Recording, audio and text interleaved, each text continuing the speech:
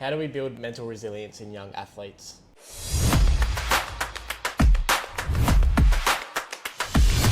Welcome back to today's episode of the Athletes Ed podcast with Tim and Harry. The reason for today's podcast topic around sort of mental resilience in young athletes especially was kind of off the back of another podcast that I was listening to, the Two Coaches and a Coffee with Darren, Burgess and Jason Weber, who they were discussing Sydney's approach recently after they had a pretty bad loss against the Adelaide Crows. They did a sort of 5 a.m, 6 a.m. morning beach session by all reports. So I just wanted to, unpack that with you and say what, in your opinion, what's the biggest misconception you hear about building mental toughness in youth athletes? I guess the point off that one off the top is just understanding when we're talking youth athletes, there's a big difference between an elite team where there's a lot more control. I've always said, same when I was doing my podiatry stuff and now training athletes, it's almost easier. Yes, the stakes are higher, but it's almost easy to train higher level athletes because there's more control to their environment around them. Whereas kids that we're dealing with have got multiple sports often, go to school, pulled from all different angles. So we can't be over everything for every kid.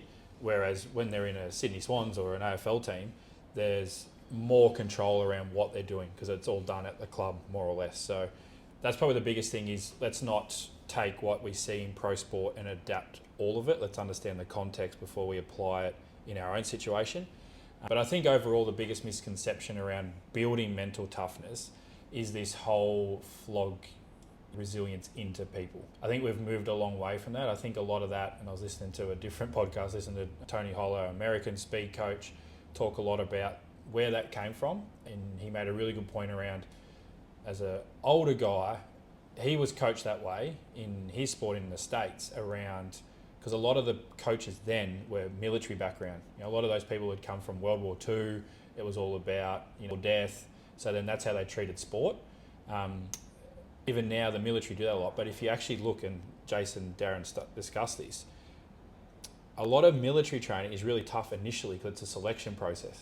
And then it actually isn't as tough afterwards. It actually is pretty targeted and pretty deliberate from then on, because they're trying to get this big pool of people down into, okay, who's actually going to make it through this? And then it actually becomes fairly consistent with what we'd see probably in pro sport.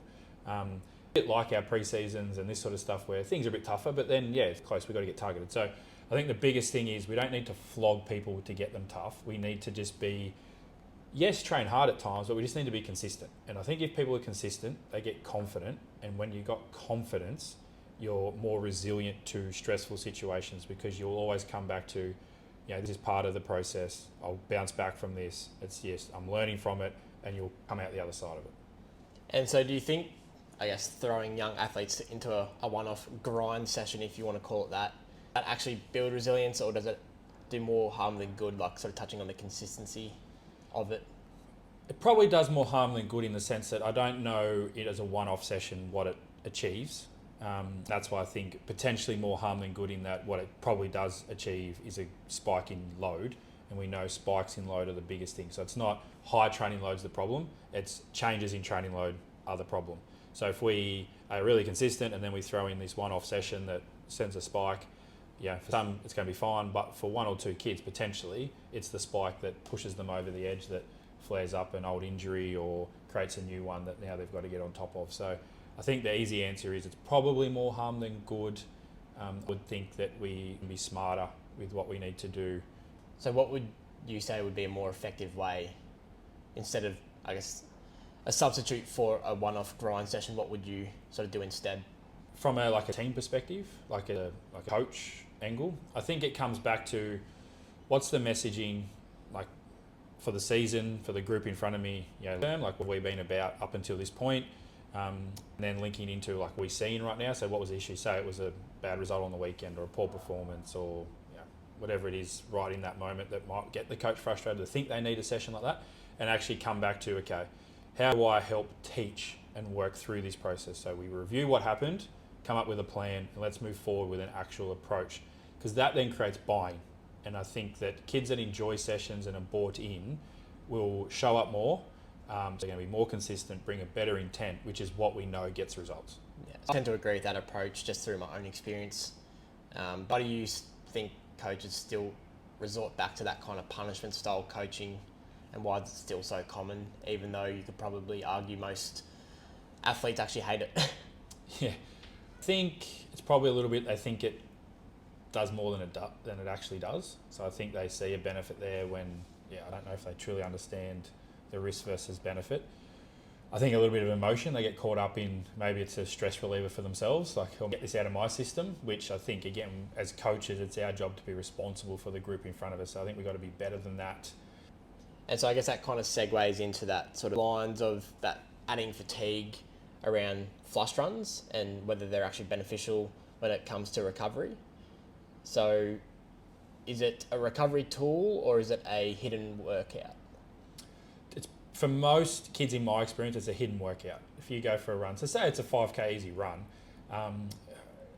in season, the problem with it is we know that the speed you run at, especially for structures below the knee, it doesn't change the load a lot. And where are most people getting beaten up across the season? We start to see things like calf, Achilles issues flare up a little bit. We see things like shin splints, like plantar fascia, foot sort of issues. I think that's just a volume thing. So for me, throwing a flush run in, the principle about just getting moving is right for some people, but I think there's a lot better ways to do it. So like legs, in the water where you're unweighted, or bike, or the fact that we just go for a run, I think you're a really good runner. So say like probably gets benefit from it because he can run all day. It's not going to 5K slow runs, not anything drastic in his sort of his big stuff. For most others, then that's a conditioning session. So why does sometimes that sort of low intensity sort of flush run still lead to overload? It depends on what you're consistent with. So it was said before around it's change in load is the point there I want to make. It's a change in load is the problem, not the actual total load. So if you can run 200 kilometre weeks and you're consistent with that, 200 kilometre weeks probably aren't a problem for you. But if you run 5 kilometres a week and then go to 50 kilometres, that indexing load is going to be a massive issue for you. A bit sore today off the back of doing a public holiday workout, new exercises that we haven't been doing consistently, and I can barely sit down. So it's not that it was heavy or what we did was crazy, it was just that it was a new stimulus. So I think it's the fact that it's more to do with change. So if you're consistent with it and you've done flush runs since the off season, all through the season, you're probably fine. But if you get to week 6 and go, I'm a bit beaten up, I need to do some flush runs, I need to start getting my recovery on point, then I don't think you're going to find it helps. I think you're going to probably find it's more of a hindrance. And so can you walk us through, I guess, your kind of framework in terms of how you assess whether a session is actually helping or hurting recovery with your kind of S.H.I.T framework? Yep.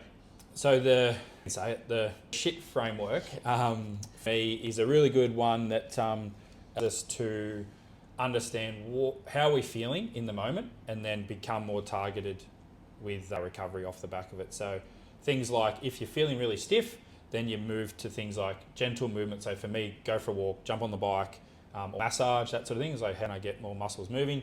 And that's where you might use some like more contrast baths, so a bit of hot cold, or jump into warm water, that sort of stuff where you're trying to, I guess, encourage circulation and better off the back of it.